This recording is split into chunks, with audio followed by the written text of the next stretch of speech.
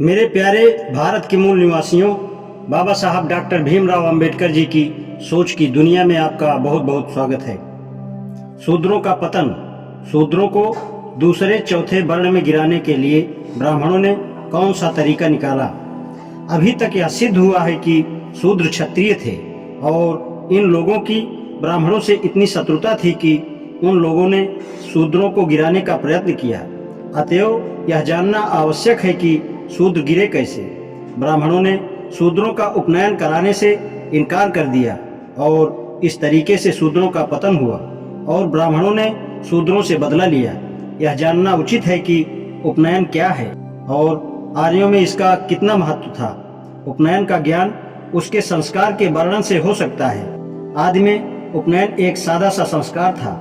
लड़का एक समिध, एक प्रकार की घास लेकर गुरु के पास आता था और प्रार्थना करता था कि मैं ब्रह्मचारी बनना चाहता हूँ। गुरु उसको स्वीकार करते थे। जैसे जैसे समय बीतता गया वैसे वैसे यह संस्कार भी विस्तार पकड़ता गया। इसका विस्तार कितना बढ़ गया था कि यह उस वर्णन से पता चलता है जो अश्वालय गृहसूत्र में दिया हुआ है। बालक का सिर मुड़ा हुआ हो, वह नवीन वस्त्र अथवा चर्म धारण किए हो। यदि ब्राह्मण हो तो मृग चर्म, यदि क्षत्रिय हो तो रुरु चर्म और यदि वैश्य हो तो बकरे का चर्म। यदि वस्त्र धारण किए हो तो रंगीन वस्त्र होना चाहिए। ब्राह्मण के लिए केसरिया, क्षत्रिय के लिए लाल और वैश्य के लिए पीला। वह करधोनी तथा दंड धारण किए हो। बालक गुरु का हाथ पकड़े, गुरु घी का हवन करे और अग्नि के सामने पूर्व मुख करके बैठे। बालक गुरु के सामने पश्चिम की ओर मुख करके बैठे। गुरु अपनी अंजलि में पानी भरे और ऋग्वेद का मंत्र पढ़कर बालक के हाथ में पानी डाल दे। फिर मंत्र सावित्री की आज्ञा से अश्विनों के बाहु से, पूषण के हाथ से इत्यादि परस्पर दोबारा हाथ पकड़े। मंत्र अग्नि तेरा गुरु है इत्यादि पढ़कर तीसरी बार हाथ पकड़े। फिर बालक सूर्य की तरफ देखकर प्रणाम करे और गुरु यह मंत्र पढ़े, सावित्री यह तेरा ब्रह्मचारी है, इसकी रक्षा करो इत्यादि। पुनः तुम इसके ब्रह्मचारी हो, तुम प्राण के ब्रह्मचारी हो, मैं तुमको प्रजापति को देता हूँ। फिर मंत्र ऋग्वेद 3-8-4 पढ़कर बालक को दाहिने तरफ घुमाकर उसका हृदय छुए। बालक पृथ्वी को साफ करके धीरे से अग्नि में लकड़ी रखे, क्योंकि प्रजापति का कार्य धीरे से करना चाहिए। कुछ लोग अग्नि का मंत्र पढ़ते हैं कि हम यह लकड़ी रखते हैं कि आप बढ़ें और ब्रह्मा द्वारा हमें भी बढ़ाएं। स्वाहा।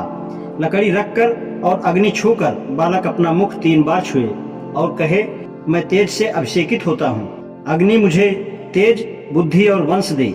इंद्र मुझे बुद्धि, वंश और बल दे। सूर्य बुद्धि, वंश और तेज दे। हे अग्नि, आप तेज हैं, मैं भी भस्म करने की शक्ति रखूं। यह मंत्र पढ़ने के पश्चात वह झुककर गुरु का चरण छुए और कहे, मुझे गायत्री पढ़ावे पढ़ावे पढ़ावे। गुरु तब बालक को उठाकर धीरे धीरे गायत्री मंत्र पढ़ाएं।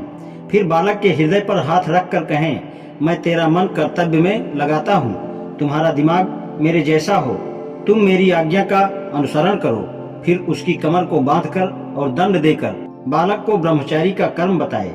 तुम ब्रह्मचारी हो, पानी पियो, सेवा करो, दिन में मत सो, गुरु पर विश्वास करके वेद पढ़ो।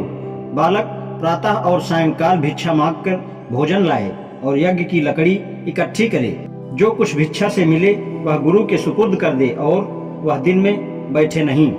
उपनयन के अंत में गुरु बालक को गायत्री मंत्र पढ़ाता है। इस वर्णन से 2 बातें प्रकट हैं। यह कि उपनयन से वेद पाठ आरंभ होता था। वेद पाठ गायत्री मंत्र से शुरू होता था।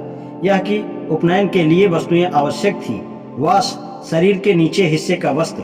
उत्तरीय, शरीर के ऊपर के हिस्से का वस्त्र। दंड और मेखला, कमर में बांधने के लिए घास की रस्सी। यदि कोई इस वर्णन को आधुनिक उपनयन के वर्णन से मुकाबिला करे तो उसे आश्चर्य होगा कि पहले समय में यज्ञोपवीत का कोई जिक्र नहीं है। अब तो उपनयन का यज्ञोपवीत धारण मुख्य अंग है।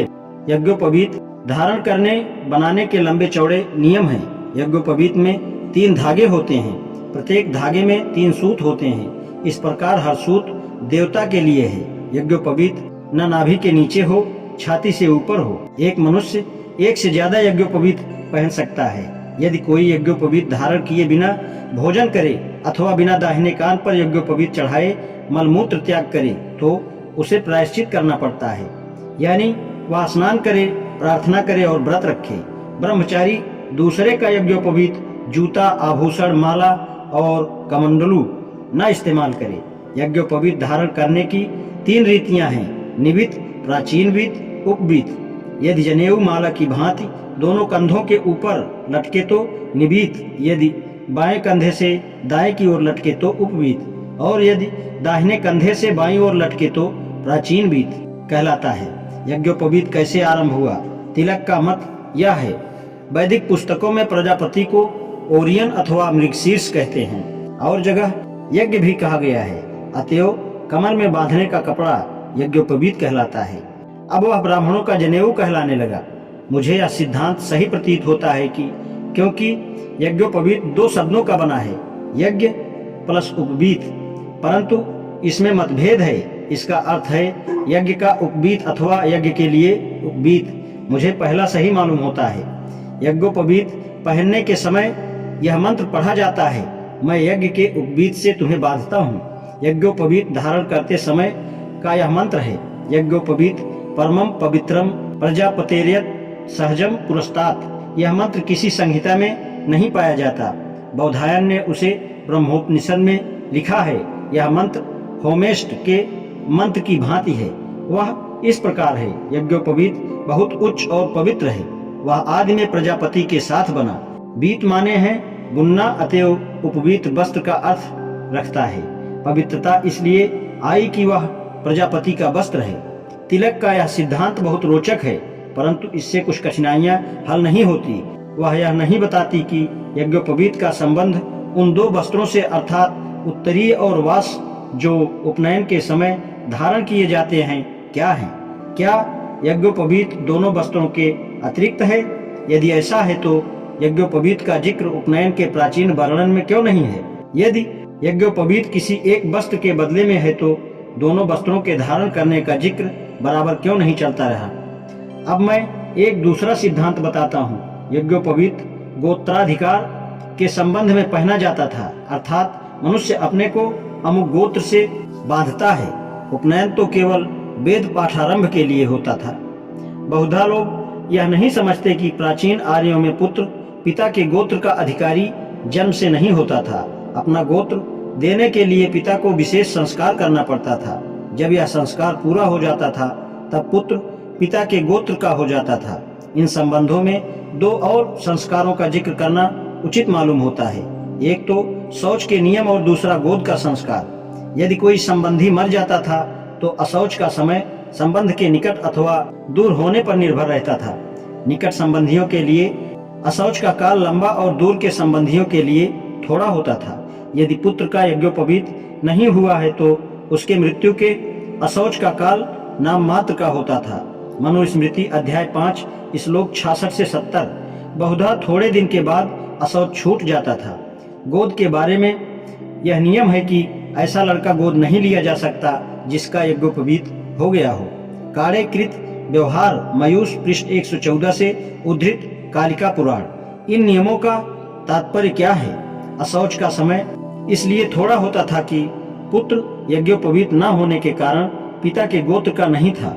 गोद से पुत्र को गोद लेने वाले पिता के गोत्र का हो जाता है। यज्ञोपवीत से पुत्र अपने पिता के गोत्र का हो जाता है। फिर गोद से उसका गोत्र कैसे बदल सकता है? इन दोनों बातों से यही सिद्ध होता है कि यज्ञोपवीत का संबंध गोत्र से है, उपनयन से नहीं है। यज्ञोपवीत का संबंध गोद से है। इस मत का समर्थन जैन साहित्य से होता है। रविसेन कृत पद्म पुराण के 4थे पर्व के 87 श्लोक में यह लिखा है, भगवान आपने क्षत्रिय, वैश्य और शूद्र की उत्पत्ति बतलाई है। अब मैं उनकी उत्पत्ति सुनने को उत्सुक हूँ जो यज्ञोपवीत धारण करते हैं। इस श्लोक में यज्ञोपवीत धारण करने के शब्द महत्व के हैं। इससे मतलब ब्राह्मणों से है। इससे यह भी प्रकट होता है कि किसी समय में केवल ब्राह्मण ही यज्ञोपवीत पहनते थे, क्योंकि गोत्र ब्राह्मणों में ही होता था। अतएव यज्ञोपवीत संस्कार गोत्र से संबंध रखता था। यदि यह बात ठीक है तो यज्ञोपवीत और उपनयन 2 भिन्न भिन्न संस्कार थे। बाद में दोनों एक साथ होने लगे। इसका कारण यह हो सकता है कि यदि लड़का बिना यज्ञोपवीत के वेद पढ़ने जावे तो कहीं आचार्य उसे अपने गोत्र में ना मिला ले। इस खतरे से बचने के लिए लोग अपने पुत्रों का यज्ञोपवीत संस्कार कराकर वेद पढ़ने भेजते थे। चाहे जो कुछ हो, उपनयन का संबंध वेदाध्ययन से ही है। आज इतना ही, शेष कल। धन्यवाद।